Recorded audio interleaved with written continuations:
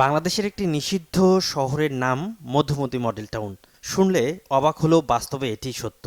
এবার মাইকিং করে উচ্ছেদে যেতে চায় সরকার। উচ্চ আদালত মধুমতি মডেল টাউনের মাটি বালু সরিয়ে জলাধারে পরিণত করতে রাজধানী উন্নয়ন কর্তৃপক্ষকে নির্দেশ দিয়েছিল। ফলে এখানকার কয়েক হাজার প্লটের মালিক এখনও আদালতের সিদ্ধান্তে দিশেহারা হয়ে শূন্যে ভাসছে। এই বুঝি রাজুকের বুলডোজার দিয়ে গুড়িয়ে দেবে স্বপ্নের শহর মধুমতি মডেল টাউন। বর্তমানে এর নাম পরিবর্তন করে দেয়া হয়েছে নান্দনিক শহর।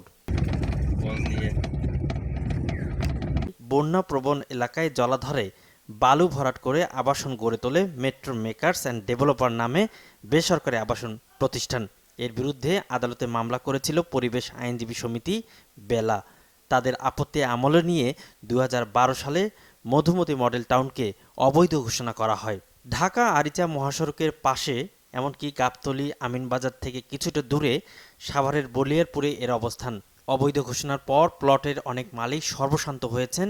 কেউ কেউ পানির দরে প্লট বিক্রি করে এলাকা ছেড়েছেন, আর যারা রয়েছেন তাদের কেউ কেউ জমি রক্ষায় এক হয়ে আন্দোলন করছেন।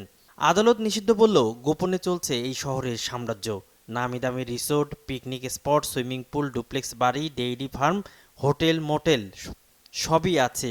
গোপনে আধুনিক ডিজাইনের অনেক বাড়িতে রাতভর চলে মদ, গাঁজা পার্টি ও জুয়ার আসর।